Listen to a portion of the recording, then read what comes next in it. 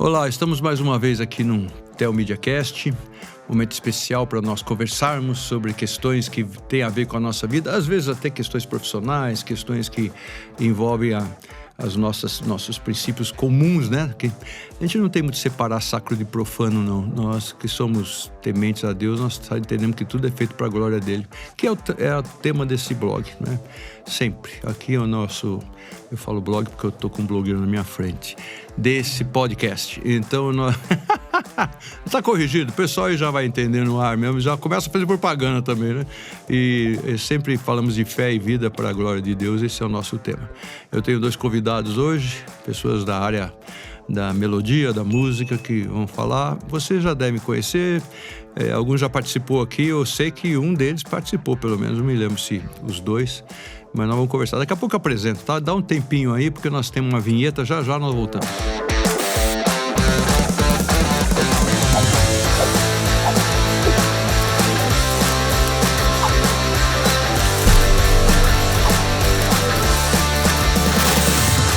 Então, estamos de volta, como eu disse, nesse programa. Esperamos que seja uma bênção na tua vida. E hoje eu tenho 2 convidados conhecidos, de alguma maneira, e gostaríamos de apresentar eles para você. Mas eu não vou apresentar, não. Eu vou deixar eles mesmo falarem.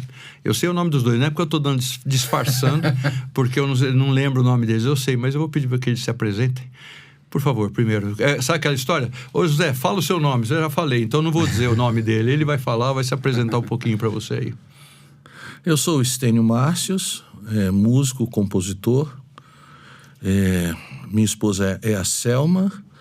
E nós temos um ministério de música itinerante há 25 anos. Durante esse tempo temos ido por esse Brasil apresentar as canções que Deus tem me dado desde a juventude. E é um prazer estar aqui novamente. Obrigado. O Estênio já foi alvo de conversas minhas fora e dentro de programas, mas é muito gostoso te receber aqui. Eu sei do teu amor e da tua dedicação e o seu zelo para a questão da música, para a glória de Deus. E seja bem-vindo. Obrigado. Prazer. Espero que espero não. Eu acredito que esse papo aqui vai ser bom. Agora o outro... Eu nunca recebi você aqui, né? Nem no tempo que o Ludgero Neto era o host, ou você teve aqui no tempo do Ludgero? Nós tivemos num programa com o Marcos Davi, onde a gente falou sobre o blog, aliás, foi comemorativo do blog, acho que por 300 posts, alguma coisa assim. Então a gente se encontrou e gravou esse... Antes de você falar o teu nome, 300 posts já faz tempo, Já né? faz tempo, então tá já passou quase 2 anos já, lá, 1 ano e meio. Você. Eu sou o Diego Venâncio, eu sou editor-chefe do blog, do Tel Media, e parceiro musical do Estênio. A gente não tem tocado com muita frequência, porque estou morando em Vila Velha, no Espírito Santo, mas sempre que é possível a gente se encontra e toca junto e continua parceiro, né? Fazendo sempre coisas juntos. Então, a gente marcou hoje esse encontro aqui para falar sobre música. E vamos bater um papão. Diego, você é capixaba ou não? Você é paulista? Não, eu sou paulista mesmo. Estou lá, vai fazer 4 anos no Espírito Santo. Eu tive a oportunidade de conhecer Vila Velha já. Tem um amigo meu que falecido recentemente, Rui. Ele era presbítero lá em Vila Velha. E acho que foi esse ano que ele faleceu. Rui Grifo. É uma pessoa querida que mora lá. Mas então, música.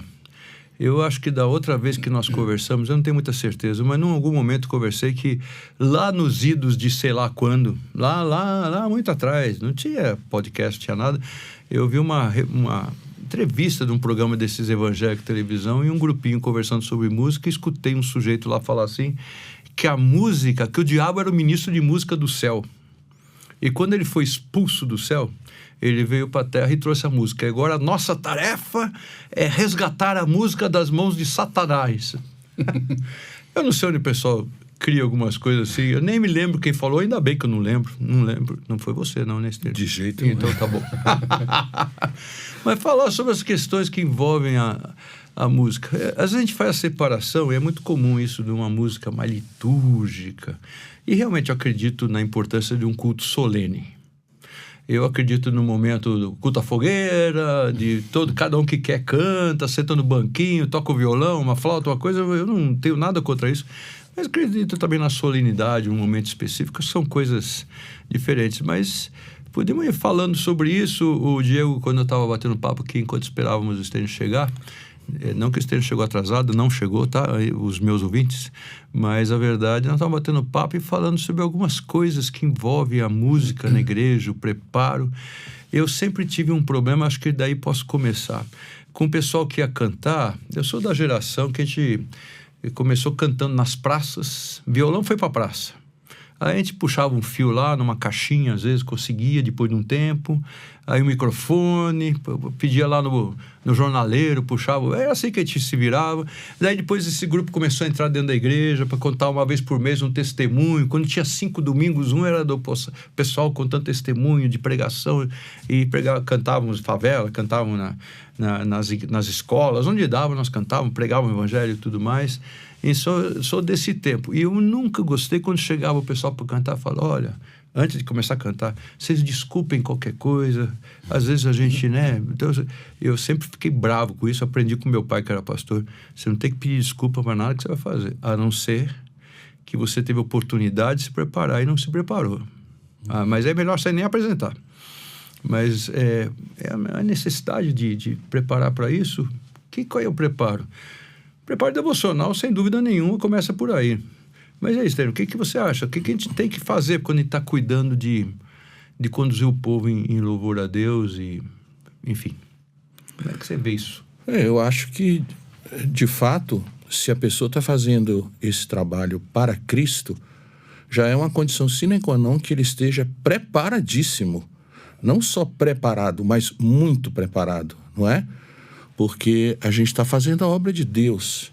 E Cristo era muito zeloso no ministério. Ele foi muito zeloso, ele foi muito corajoso em tudo. Ele fez todas as coisas muito bem feitas até o fim.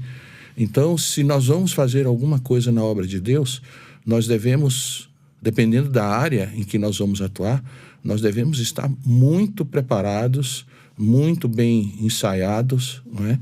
E realmente não há espaço para pedido de desculpa, até porque se a gente vai pregar o evangelho e falar em nome de Deus, não tem que se desculpar de nada, né? Agora, de fato, no começo desse trabalho de juventude aqui no Brasil, não havia escolas de música, não havia literatura, não havia, nas próprias igrejas não havia curso de música. Então, o preparo dos músicos era muito mais difícil mesmo. E as pessoas faziam o que dava para fazer, o que podiam. Mas mesmo isso não justificaria uma coisa feita de qualquer jeito, né? Olha, vocês desculpem, mas é para Jesus. Não, isso é inadmissível. Eu sei que ele é misericordioso, né? Mas não é por aí que a coisa vai, né? Pessoas... mas por que eu preciso ensaiar? Você precisa ensaiar. Precisamos olhar, precisamos preparar as coisas e escolher também, né? Tem tanta coisa que é feita na área da música. Porque se estamos fazendo uma coisa para o Senhor, eu sempre digo que Deus não quer nada além da nossa força, mas também não quer nada aquém da nossa força, né? Então a gente precisa fazer aquilo que é possível fazer. Recentemente a minha organista, a igreja que eu pastoreio tem organista, né? Nós usamos muito órgão e tal lá. E ela passou mal durante o domingo, ela avisou, não vou poder ao culto à noite. Você falou, e aí, pastor, o que vai acontecer? Eu falei, vamos cantar capela, ué. Aí, são hinos, hino dinário que a gente ia cantar e tal. E eu toco alguma coisa de violão, podia pegar até alguns hinos, dá para fazer um acompanhamentozinho, dar um tom e tal, mas eu não toquei nada. Nós cantamos todos os hinos do culto sem acompanhamento. Deus não vai ter menos apreço num culto desse do que... Não, que tenha toda uma parafernália, uma cozinha, não sei o quê, parará, o órgão. Mas é o melhor que nós temos, que nós fazemos para o Senhor Deus, né? E é gostoso quando a gente pega as pessoas que estão dispostas a fazer a obra de Deus. Verdade. O músico ensaia constantemente em casa, mesmo que não seja para um culto específico. Você tem que ensaiar sempre. A gente está sempre compondo, né? Sempre pensando num arranjo para alguma coisa, né? Experimentando no violão coisas novas. Então, e a prática também, né? De anos, deixa a gente... Às vezes acontece, por várias razões, de a gente passar um período um pouco longe do violão, mas a gente já se ressente, né? A gente sente que não tem mais aquela habilidade de 3, 4 semanas atrás que a gente estava tocando todo dia. Mas isso é fácil de resolver. É só pegar e voltar a tocar 2, 3 dias assim direto que que resolve. Você é mais na área de... Toca violão? Toca teclado também? Não, toca só tudo? toco violão. Só Violão também. Quando vocês tocam junto, é violão, São ou um dois é violões. baixo, outro violão? Essas Não, coisas? dois violões, Mas isso também faz parte. Na tua igreja, você participa também de... Atualmente eu não tô Adoração, tocando. culto? Não, atualmente não, mas tive a vida inteira sempre à frente, tocando, dirigindo, né? Cuidando dessa questão de música, né? O Diego é Então, mestre preparo. no violão. Formado em violão preparo clássico. E Amandu Costa é nada perto dele. Ele treme. E a Yamandu treme um pouco. Tá bom, velho. Isso aí, o Yamandu Eu falei de uma coisa aqui, meio passando, não conversamos sobre isso antes, mas parece que acabou essa história de conjunto que saía para tocar, para evangelizar, né? Praça, escola. Vocês conhecem alguma coisa, gente que ainda faz isso? Eu lembro que a gente ia lá, conversava com a diretora, perguntava se podia tocar e tocava no intervalo. Nos rincões aí pode ser que alguma coisa ainda aconteça, mas o que a gente observa é que a música, ela se profissionalizou, né? Ou ela recebeu uma influência tão mercadológica, ou está recebendo, né? Dentro das igrejas, que eu acho que acabou, né? Quase que acabou esse tipo de trabalho, né? Mesmo na igreja, a gente percebe que as pessoas agora utilizam a música quase que o púlpito, né? Ou a frente ali da igreja quase como um palco, né? Então, essa coisa do voluntariado, vou lá servir, vou tocar, isso de escola, evangelismo, acho que isso diminuiu bastante. Eu sei que em hospital, muita gente que faz. É a Big Graça, né? Big Graça, isso. Tem um grupo de amigos nossos. Eu não conheço nada desse grupo. O que é isso? Fala pra mim. É um grupo, é um trio, né? Eu não sei se é trio, agora quarteto. Eles acho que deram uma modificada no grupo. Mas era um trio, guitarra, baixo e percussão, que eles faziam um blues antigo, né? E iam tocar na praça. Eles faziam isso aí. Fazem até hoje. Fazem até lugares hoje. Públicos, vão para lugar escolas, público, monta lá uma caixinha e fazem. De onde que eles são? São do ABC. Cara, eu vou trazer esse pessoal aqui no podcast qualquer dia. Pode trazer. Vai ser muito produtivo. Se vocês tiverem alguma informação aí, depois passa pra mim. Indico pra vocês. Tá? Sim, temos sim. Realmente foi uma boa lembrança. Eles são atuantes, né? Em fazer o trabalho de evangelismo. Que legal. Inclusive, eu sempre peço, olha, me dá um toque aí, que eu tenho saudade de fazer isso que eu fazia na juventude também, né? É uma coisa, você tá de frente para as pessoas, assim. Não é igreja, não é comunidade, é de frente, praça, né? Né? Na praça, né? E você acha que não tem lugar mais para isso hoje em dia? O povo nosso está sedento de evangelho, né? Eles nem sabem disso, mas eu acho que a gente podia tentar. Não estou falando para nós três sairmos aqui agora e já ir na praça. Que tem uma praça aqui perto onde a gente grava, que é a praça onde caiu o avião da TAM. E tem uma praça aí, nós podemos ir lá tocar lá no meio o memorial aí dos... Mas, na verdade, eu acho que é uma coisa que, pensando agora, porque isso aí não estava no meu escopo de falar, mas eu penso que é uma coisa... A gente ia em escola, eu lembro. Estou falando final da década de 70, começo da 80. Tinha escola que a gente ia perguntar se podia tocar, a diretora falava, vem, é preciso, porque elas entendiam que... Não é que ela era... Às vezes não era a pessoa evangélica, a diretora, mas ela entendia que aquilo dava uma apaziguada nos ânimos da escola.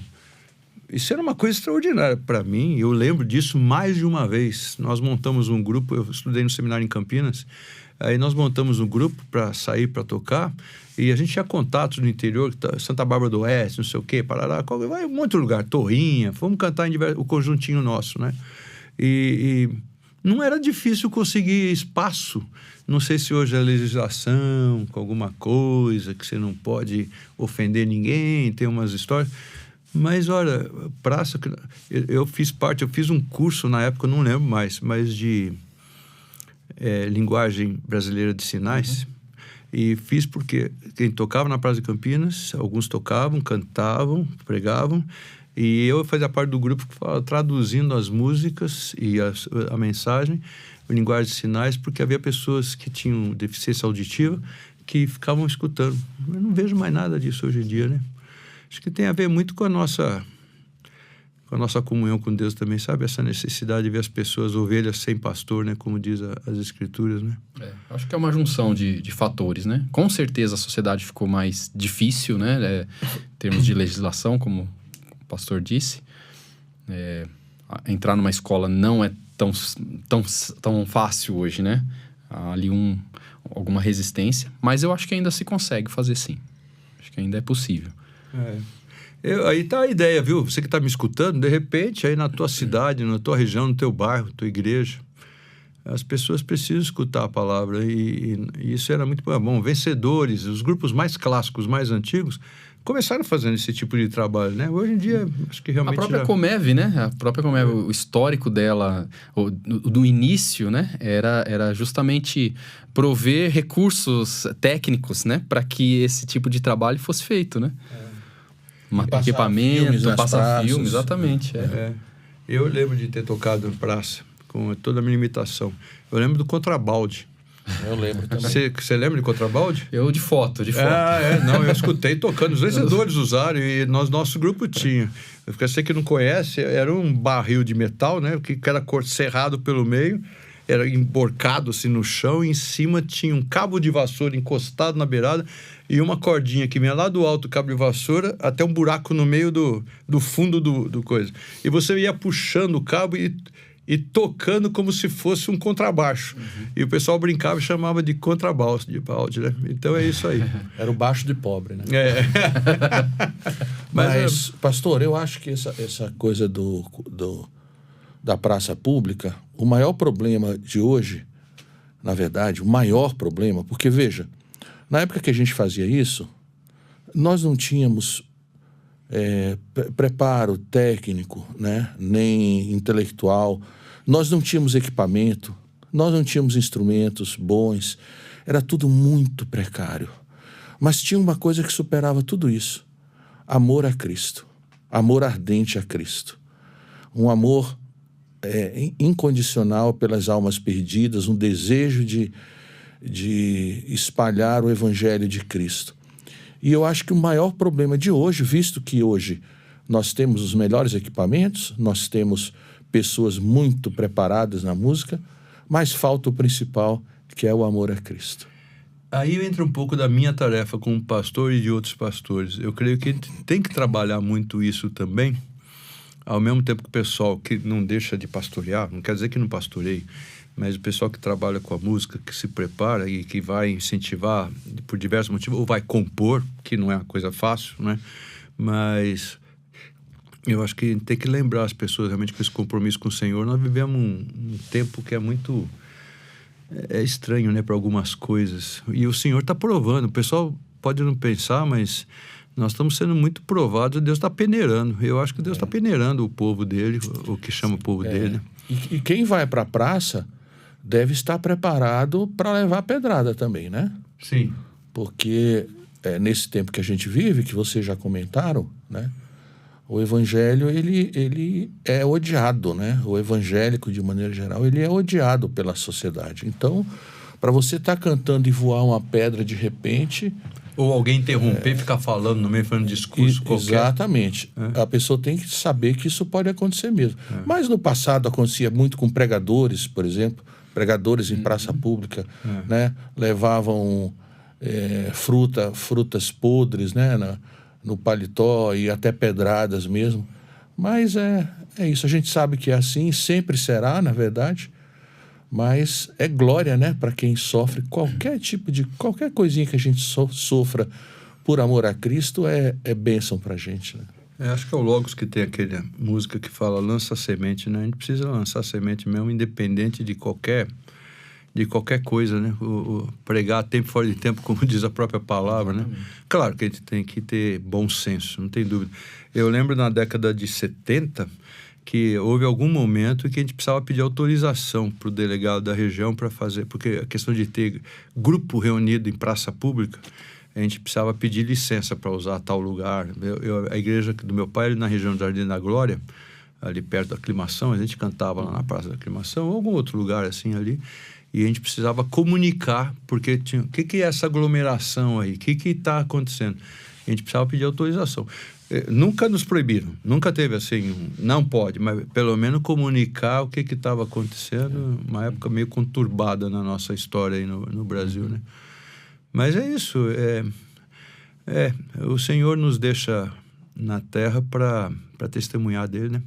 Isso. Meu professor Raimundo Loria de teologia dizia isso. Por que Deus, quando a gente se converte, já não leva a gente imediatamente para o céu, né? Converteu, sobe, pronto, já resolveu todos os problemas da vida. Foi porque Deus tem tarefa para nós aqui, né? Então é por causa que nós vivemos nessa vida e existência aqui. Exatamente. Mas é isso. Mas isso, de certa maneira, não precisa ser na praça, né? A vida devocional... Isso é outra coisa que eu também vou aproveitar e perguntar para vocês. A gente tinha grupos de louvor e a gente não chamava de banda naquela época, a gente chamava de conjunto. Era o conjunto tal. Às vezes tinha uns nomes engraçados, né? Uns nomes interessantes. Eu conheci um grupo que chamava Explosivos de Cristo. Imagina que perigo, né? Era o Talibã antes do Talibã, sabe? O Talibã evangélico era o Explosivos de Cristo.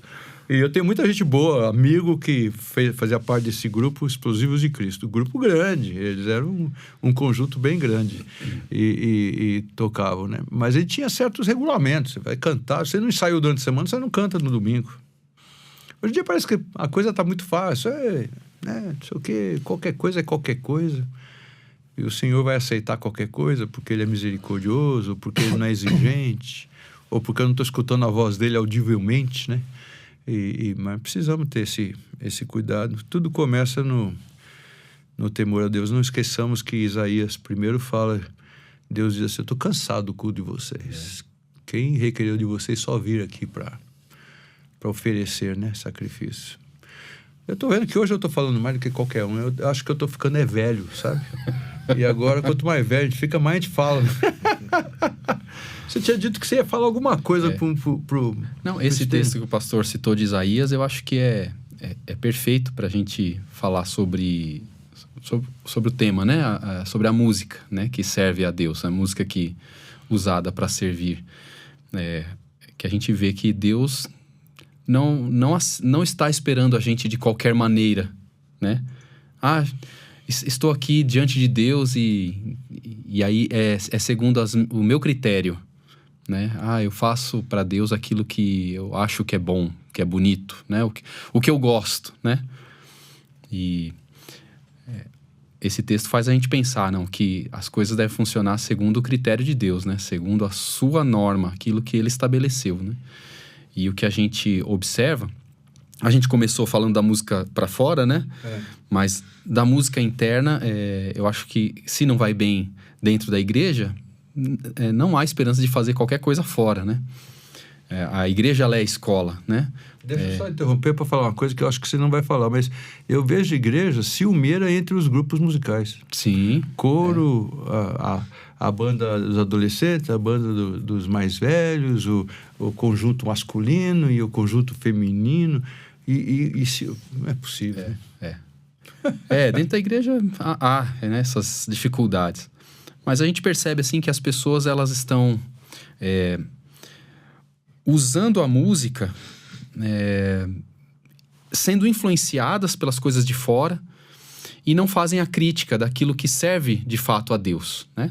Tanto nas questões de conteúdo, mas ainda que o conteúdo seja bom, pega um texto bíblico, mas às vezes a estética que está por trás está vestindo aquela verdade não é adequada para servir.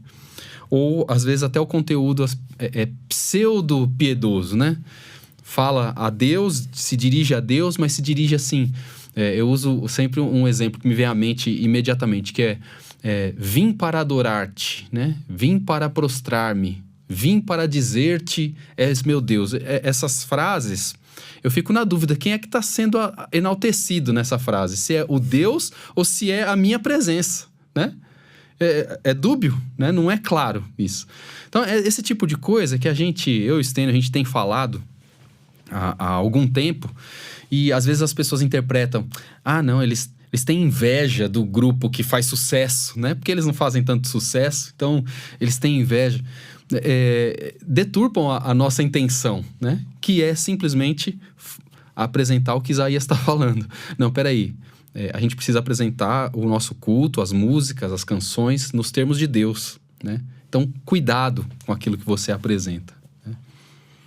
Eu tenho um disco velho do Dom Yazaf. O Asaf Borba, depois, hoje acho que o Dom eu nunca mesmo escutei falar, ele é vivo ainda, você sabe? Sim, vivo e ativo. É ativo? E ele tem carreira solo? Tem coisa? Tem. Não, eu preciso descobrir. Ele gravou dezenas de discos. Como é que é o sobrenome dele? Só para eu achar, porque o Asaf é Borba. Borba. E você lembra o segundo nome? Dom? Tá. E eu gostava daquele LP por uma coisa específica. Todas as músicas desse específico que eu estou falando eram baseadas em texto bíblico. Eram textos bíblicos musicados. Alguns são famosos até hoje, algumas dessas músicas o pessoal lembra. Sim. Até hoje, estilos diferentes de melódicos, mas eu gostava muito aquele disco que eles tinham. Hoje em dia, eu nem sei onde está esse LP, embora eu tenha toca-disco em casa, mas não uso, né? Eu preciso botar a tocar de novo as coisas. Mas esse é um jeito de você não errar, né? Porque se você pega texto bíblico e música, aí não vai ter jeito de você errar, porque o texto é bíblico. Mas não quer dizer que a poesia sacra não seja importante. Mas esse é um erro que eu acho que é um erro pensado, né? Não pensado pelo irmãozinho que está ali na igreja usando. Ele é vítima, digamos assim, né? Ou então ele não critica, não faz essa crítica, então ele acaba sendo levado. Mas por trás dessa linguagem do que a gente está cantando na igreja, tem uma indústria, né? Tem até um texto no blog que eu escrevo. Até o pastor Fernando que narrou ali. Né? Tem um blog, tá? Então você presta atenção que já tem o Media Blog. Falando de... Pronto, tem o Media Blog. Isso. que eu conto um pouco da história, daquilo que eu vivi, né? Quando eu era criança. Que eu via, por exemplo, no final da década de 80, uma mudança radical na questão da produção musical e que nos influencia até hoje, né? Então, a gente vive essa estética, essa linguagem, por conta do que foi criado ali. Então, não se canta hoje a palavra de Deus, na minha concepção, de maneira propositada. Porque você não consegue... Você manipula a palavra de Deus até certo ponto. Você não consegue mover o sentimento, né? Envolver ali aquele momento de culto, né? Como você gostaria, manipular. Aí você cria um outro conteúdo para fazer esse tipo de coisa. Então eu vejo que todo o culto hoje, em termos musicais, ele está viciado, né? Ele está sendo induzido por uma coisa que foi criada antes. Pragmatismo. Sim, totalmente. Essa é a palavra. Tem que ser o que agrada para atrair atenção. Exatamente. O Stênio também pode observar isso. A coisa mais alarmante de observar do porquê, na maioria do evangelicalismo brasileiro, os cultos são assim, tão planejados, tão direcionados, feitos com uma segunda intenção bem definida. A razão é porque perdeu-se o Senhor Deus de vista. O Senhor Deus não é mais o centro do culto, a razão da adoração, a razão do louvor. Na verdade, ele é totalmente ignorado. E a coisa fica assim, coisa de homem para homem, né? É duro isso, né? Mas eu concordo com você. O culto, ele não é mais um momento em que o crente vai ter um encontro com Deus, um encontro de perdão, um encontro de comunhão, um encontro de consolação. Não, o culto, é claro que eu estou generalizando, e graças a Deus há exceções, mas na generalização eu digo que o culto ele é um evento social apenas, é um encontro semanal de pessoas que pensam da mesma forma, né? Que se encontram ali para agradar a elas mesmas. Elas ficam se agradando com um estilo musical que todo mundo gosta, com um tipo de letra que todo mundo gosta, com atrações no culto, né, que as pessoas apreciam. Então tudo gira em torno do homem e o Senhor Deus não está ali de forma nenhuma, né? Quer dizer, não só ele não é intencionado nas coisas do culto, como ele também não se faz presente, né? Deus não está presente nesse tipo de coisa, porque o Senhor Deus é muito zeloso com a adoração do seu próprio nome. E claro, tinha que ser assim. Porque se o fim principal do homem é a glória de Deus, se o fim principal de Deus é a glória de Deus, se o fim principal da igreja é a glória de Deus, né? Um culto onde o começo, meio e fim esteja centrado no homem, Deus não tem nenhum interesse em estar nesse lugar, nem de ter comunhão com ninguém, nem abençoar. E certamente Ele não fará isso. procura isso, né? A gente precisa encher a igreja, então eu preciso usar uma linguagem que agrade, que atraia e tal. A gente não é contra fazer uma coisa bem feita, né? Fazer algo... aliás, isso é bem polêmico, né? Porque a gente lida também com gostos pessoais e tal, e a gente tem que determinar qual o limite, né, do gosto pessoal e tal, como que isso entra, né, na questão musical, mas o critério principal a gente tem que ter em mente que estamos prestando um culto a Deus, né? Uma outra observação que eu faria é que a igreja, já de algum tempo, ela tem um espírito revolucionário dentro dela, né? Quando eu uso o termo revolucionário, eu estou usando mesmo, pegando emprestado ali daquela ideia política, né? De que tudo tem que mudar, tudo tem que ser modernizado, tudo tem que ter uma nova roupagem, uma nova linguagem e tal. E a gente, com esse espírito, acaba jogando fora séculos de tradição. Eu pego um hino, Castelo Forte, né? Que tem tanta história, né? Tem um propósito ali. E em vez de eu tentar estudar aquilo e executá-lo da forma mais parecida com o que ele foi pensado originalmente, não. Eu tenho que modernizá-lo para ficar mais palatável para a geração moderna. O evangelho, quando você prega para o indivíduo que não é crente e ele é regenerado, resgatado, tudo nele é mudado. Ele é transformado por completo. O que ele gostava, ele não gosta mais. Ele passa a ter um outro gosto. O que ele pensava, ele não pensa mais. Ele vai ser transformado. Por que na questão musical e nessas questões de gosto, aí eu mantenho ele lá pequenininho. Ele não pode se elevar e gostar de coisas grandiosas. E convenhamos, né? A arte do século XX, XXI, ela é um lixo, né? A arte moderna não serve para nada, né? Ela não eleva o homem, ao contrário, ela põe o homem lá embaixo. Então, às vezes por que não... com aquele produto que tá lá, que é tão ridículo. Com certeza. Então, por que não? Peraí, vamos voltar ao século XV, XVI. Vamos ver o que se produzia de arte e por que não? Isso não é saudosismo, cara que gosta de coisa velha. Não, peraí. Vamos reconhecer valor onde realmente há valor, né? A igreja ela é una, né?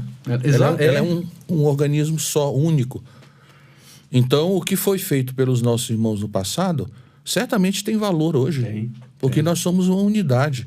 A igreja não anda conforme a sociedade. A sociedade, ela de fato, ela vai progredindo, o tempo vai passando e ela vai deixando para trás tudo que passou. Na igreja não é assim. Na igreja, até doutrinariamente, o que a gente tem é o seguinte: nos foi legado um conteúdo bíblico e doutrinário e a gente tem que manter esse conteúdo até a volta de Cristo. Nós não somos incentivados a inovar esse conteúdo, a torná-lo palatável a uma geração ímpia ou a adaptá-lo ao gosto moderno, não. O que a Bíblia ensina é, olha, guarda o bom depósito, guarda até o fim, guarda do jeito que foi entregue, passa às próximas gerações do jeito que foi entregue. Ora, isso, claro, primariamente em relação ao evangelho, ao conteúdo. No entanto, pode ser também em relação a uma boa tradição. Se há uma boa tradição da igreja, por que a gente não vai manter só porque é tradição? Ora, de jeito nenhum. Se é boa, vamos manter, né? Vamos manter as coisas boas. Vamos passar às próximas gerações o legado.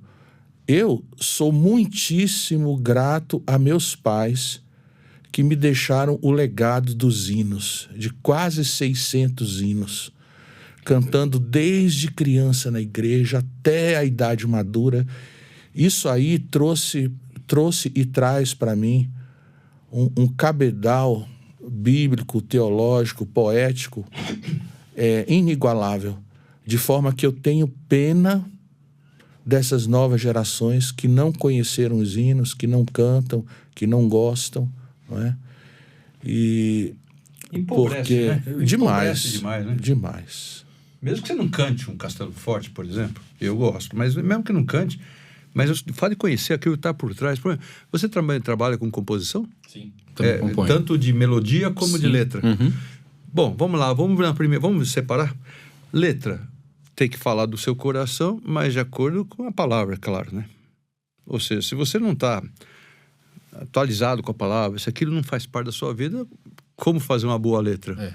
Não é só questão de encaixar, de ser uma coisa palatável, assim, na audição, de a gente ter uma harmonia, não é só isso, né? Na verdade, tem que ter a comunhão. E vocês, quando pensam alguma coisa, às vezes de um momento da vida, ou de uma leitura bíblica, porque eu lembro que eu compus um cântico quando eu era adolescente. Simplesinho, não tem nem, né, sabe? Enfim, você perguntar como é que é cifra, eu nem cifra eu coloquei, mas ele era baseado no Salmo que é: ouve, Senhor, a oração que vem de dentro do coração. Foi assim, continua a letra, mas baseado no Salmo que eu melodifiquei, sei lá o que você vai colocar nome para isso.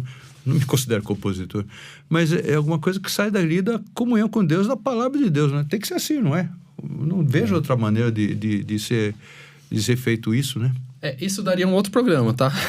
Então, nós estamos falando de ter um segundo programa, de repente a gente podia trabalhar isso. Esse assunto da composição, o Stênio tem um curso completo sobre o escrever, e tem umas tiradas, assim, muito boas, né? Uma das coisas que ele fala no curso dele é que você passa uma vida...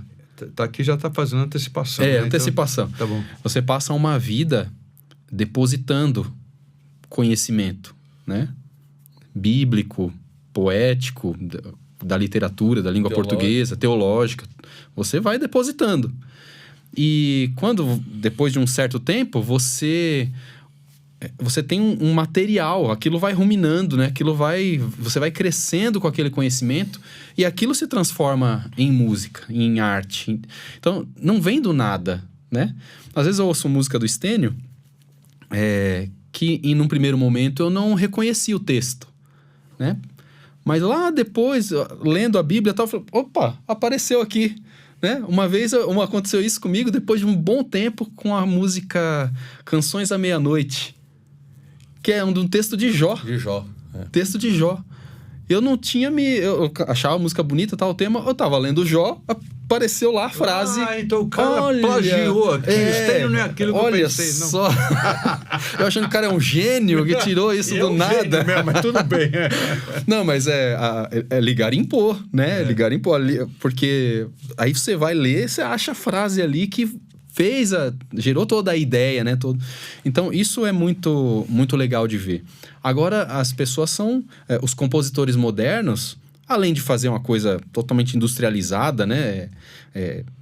Sem uma profundidade... Com frases da moda, né? Prontas, coisas... E repetidas ao extremo, né? Ela não tem profundidade. Então, é aquela imagem, né, que o pessoal fala, né? 10 quilômetros de comprimento e 1 centímetro de profundidade, né? Ou seja, é produzido muita coisa, mas o que vai ficar, né? Então, às vezes, a composição... pra mim, que sou mais velho e tal, tem coisa que tem cara de mantra pra mim. E repete qualquer coisa. Não agora, tem... Né? Agora os hinos, né? Os hinos tem tanto conteúdo sobre tantos temas diversos. E é sempre aquela estrutura de canção, que é A-B, né? Que a gente fala, que tem a exposição do assunto e um refrão que confirma o que foi falado antes. Então, aí a exposição do assunto, um refrão que confirma o que foi falado. É tão didático isso e tão profundo a maneira, assim, piedosa com que eles se referem a Deus, né? São tantos os hinos que a gente canta e fala, essa é a maneira correta de se dirigir a Deus, né? Você citou Castelo Forte. Nós sabemos da história de Castelo Forte. Está lá Lutero, tem um texto bíblico, um salmo que fala de Deus seu refúgio, a fortaleza, socorro bem presente e tal. Está lá o salmo que ele conhecia, estava no coração dele. E está a situação, ele entrando lá para enfrentar as feras lá daquele momento que o Papa tinha determinado, que ele... Dieta de Worms. Ele tem que ir lá e tem que falar, e ele comentando em algum lugar que ele parecia que ele entrava naquele castelo, naquelas vielas. E ele foi para um castelo, né? Se refugiou num castelo de fato. Não, na verdade diz que ele foi raptado, né? Não, é isso mesmo. Mas ele fala, parecia que em cima dos telhados das casas estava cheio de demônios. Aí você começa a cantar o hino e fala demônios não contados. Aí você vai entender o que está acontecendo. Foi tinha um pouquinho de política também na época, porque havia uma oposição, o governo temporal da igreja, e lá o príncipe raptou ele, levou para o castelo e ele ficou lá em cima, num momento preso, entre aspas, né, sequestrado, porque Lutero queria sair pro pau, né, e o pessoal... E ele estava lá ele traduziu, escreveu, parará, coisas maravilhosas. O próprio Sou Feliz com Jesus, né? Que também muita gente conhece, né? A história do Horatio, alguma coisa, esqueci o sobrenome. Horatio Bonar. Bonar. Que ele perdeu a família toda num naufrágio, né? Então aí ele fala, se paz a mais doce, né? Me deres gozar, se dor a mais forte sofrer, ao seja onde for, tu me fazes saber que feliz com Jesus sempre sou. Que no inglês é mais bonito ainda, né? A tradução não foi muito feliz em português, não, que fala que tudo vai bem com a minha alma, né? Aconteceu a maior tragédia na vida dele e tudo vai bem com a minha alma. Não é fácil não, né? O crente sofre, né? Claro, a gente sente as provações, as dificuldades, mas não é que a gente fique impassivo, né, diante do sofrimento. Não, a gente sofre, mas a comunhão com Deus não é perturbada. A firmeza, a certeza. A alegria não é o fato que você gosta da dor, mas a alegria é que na dor você está sabendo que Deus está ali com você. Exatamente, mas é isso mesmo. Aí é masoquismo, aí você tem que tratar o cara. Mas assim, peraí, mas no meio dessa dor... Agora eu vim de aqui para cá, para gravação, com um motorista de Uber. E aí me apresentei, falei quem era, começamos a conversar. Ele falou, perdeu o pai, teve não sei o quê... E ele acha que Deus está pesando a mão sobre a vida dele. Tá bom, enfim. A conversa eu não vou falar sobre isso, porque daí só vou falar sobre isso. Mas ele mostrando e eu falando para ele isso. Deus está cuidando. Eu acho que é culpa minha, porque eu fiz isso, fiz aquilo e tal. Mas não importa. E aí a gente pensa assim, Deus também, às vezes nos coloca no espremedor mesmo, e aperta, e depois que apertou ainda dá mais meia volta no apertar. E a música não é uma ferramenta, um meio de graça, né, para curar a igreja, né, para ensinar a igreja dessas grandes verdades. Então é uma tremenda perda de tempo a gente ficar, eu estou aqui, Senhor. A sua presença, meu amigo, não é importante, né? Ou o seu sentimento, ou a sua noção, seu entendimento da realidade ali, nada disso importa. Quem dita a realidade é a Escritura.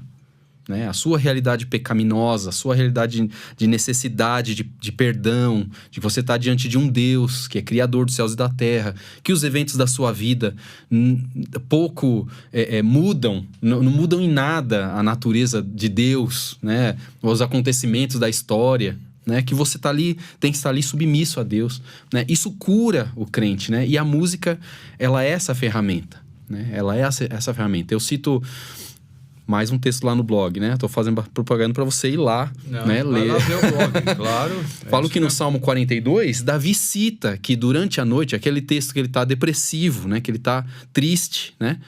Ele cita que durante a noite as canções o curam, né? As canções que Deus dá o curam, né? No versículo 8, se eu não me engano.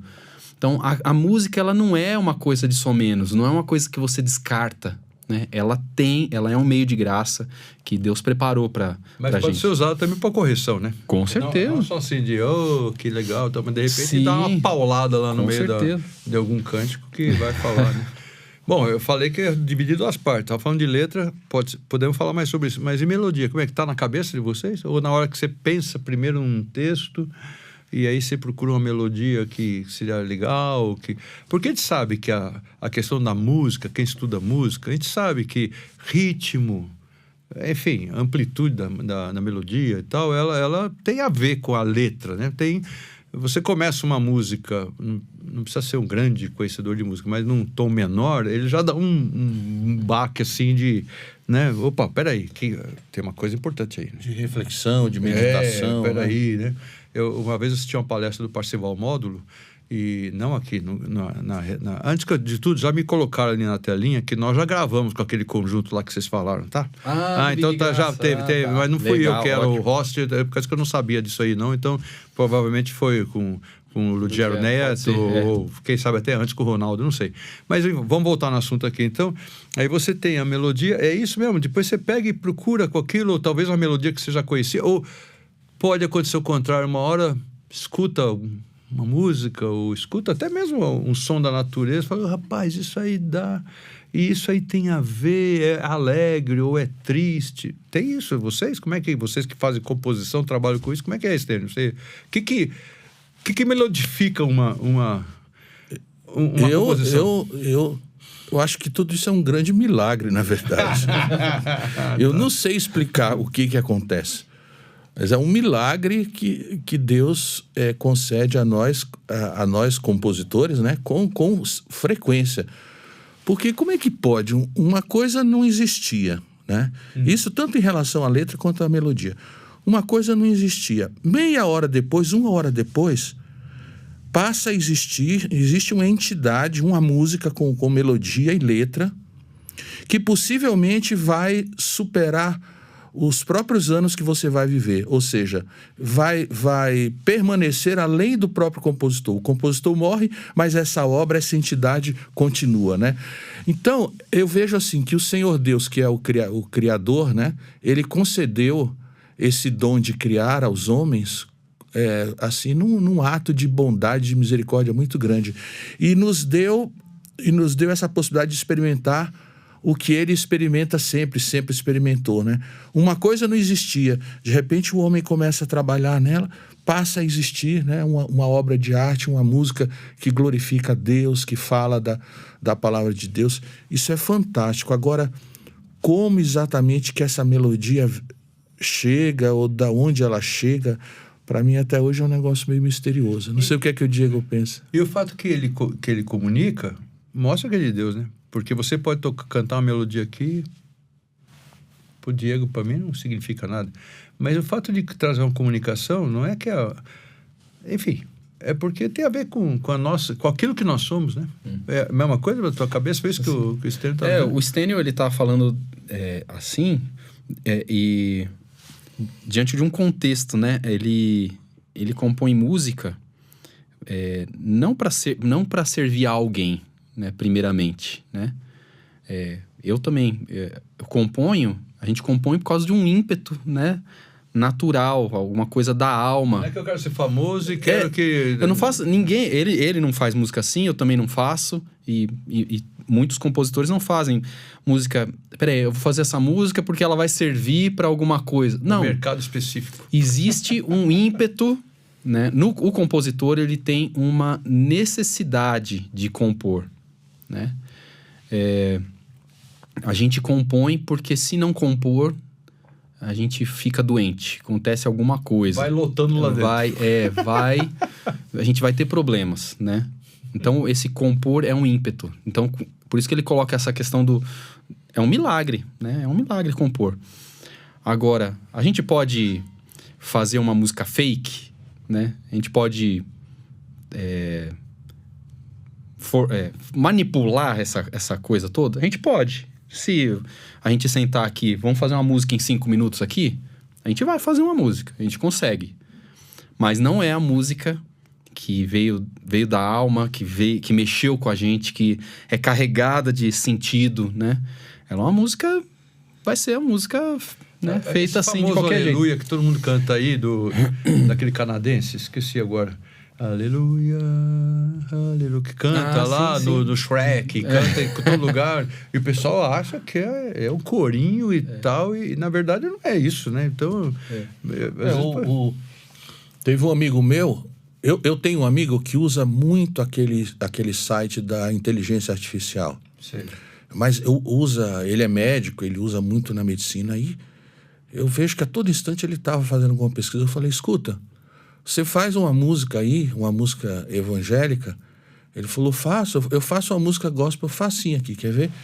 Aí ele diz, fazer uma música com a letra assim, assim, assim, que fala tal, tal, tal, no estilo de Djavan e Van Lins.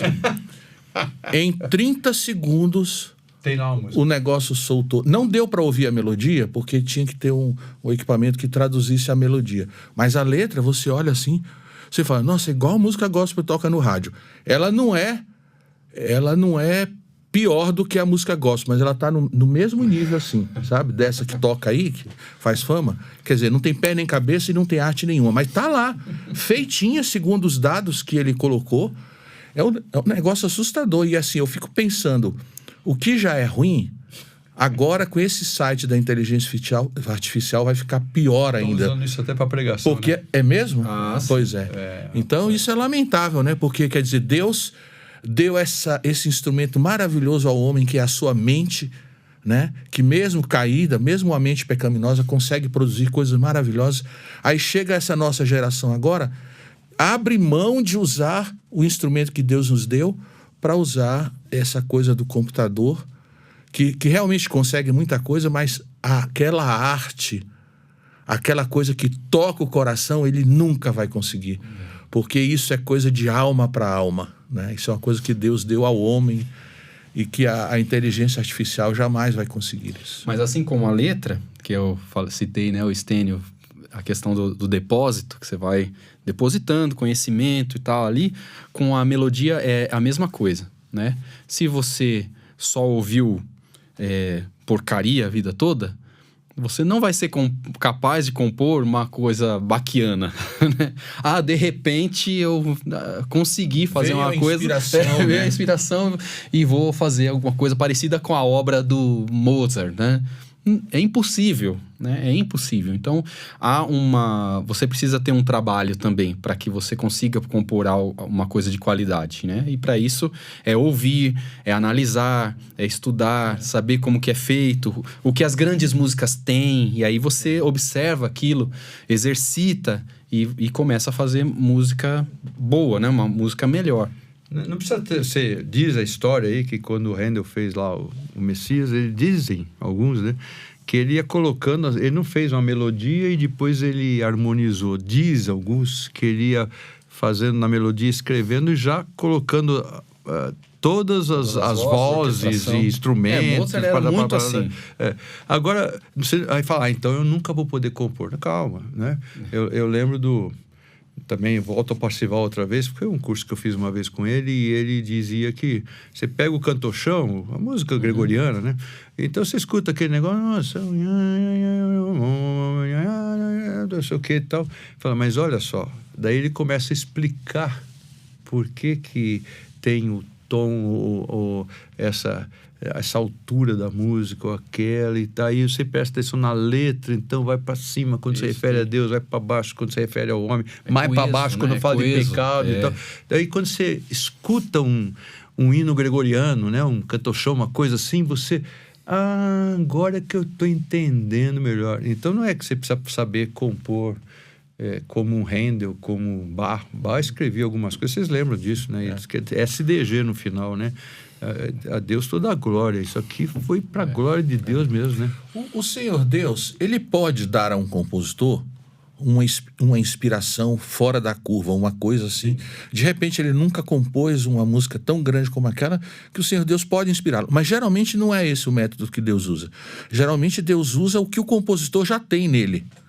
O depósito, né, que o Diego está falando, que o compositor já tem de conhecimento, de aprendizado, tanto em relação à letra quanto à melodia. Quer dizer, você não vai produzir nada do que você já não tenha dentro de você, né?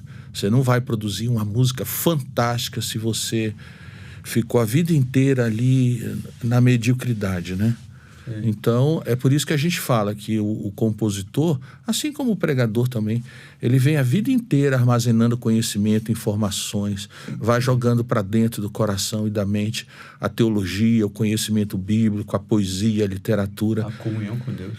A comunhão com Deus. E na hora de reproduzir, de fazer uma composição, né?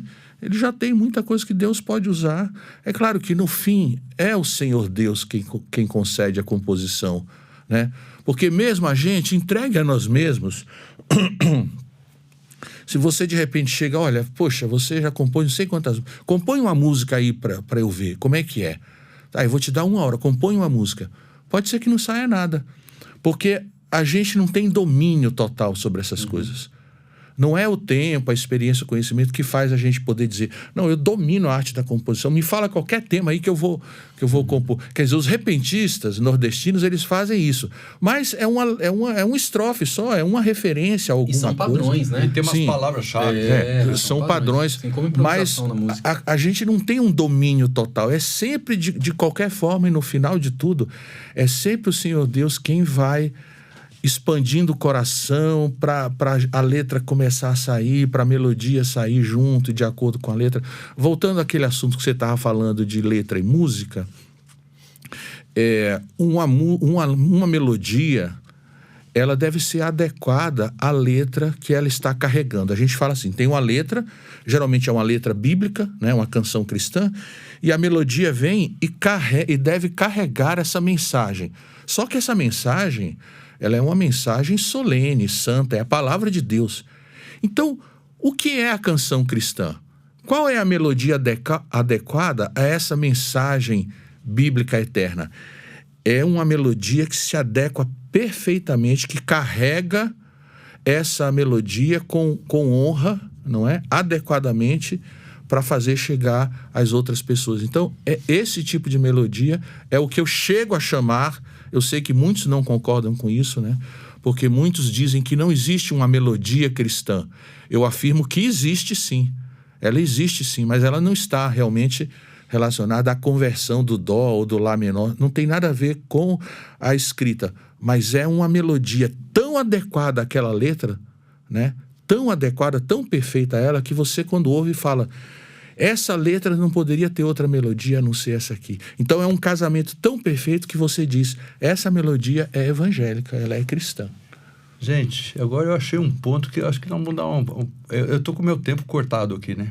Por causa das ordens superiores, que aqui a gente tem um conselho superior, sim, certo? E ele atende... a gente tem que olhar lá, né, e tal, Arthur Mendes. Sim, Arthur sim. Mendes. Que é o Papa do... É o Papa do tempo. Que ele... Não, mas eu tô brincando, mas o Arthur é uma benção. O Arthur, só dele ter feito, ter composto, sinceramente, eu preciso saber. Então, para mim, já ganhou muita coisa. Mas eu vou dar uma parada. Já cobriu multidão de pecado. Já cobriu multidão de pecado. Aí, Arthur, você tá escutando. Você não vai cortar isso, hein, cara? Então, tá bom. Mas nós vamos parar por aqui. Mas eu acho que nós vamos continuar semana que vem. E nós vamos conversar um pouquinho mais sobre esse assunto aqui, no momento de falar de melodia. Se vocês toparem, nós vamos continuar falando sobre isso.